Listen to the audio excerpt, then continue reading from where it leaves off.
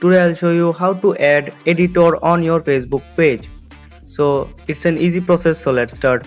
First of all, open your Facebook app and then go to the page and then click to the manage options and then scroll down and click to the see more options and then click to the page access options. After that, click to the add new options and then click to the next options.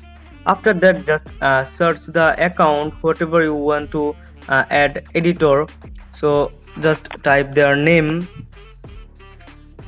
Just here you can see when you type someone, their account will be shown there. After that, click to the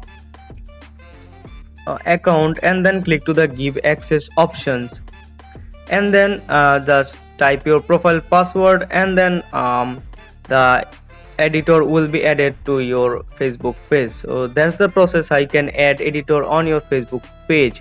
So hope this helps you. If this helps you, then don't forget to subscribe our channel for more informative videos.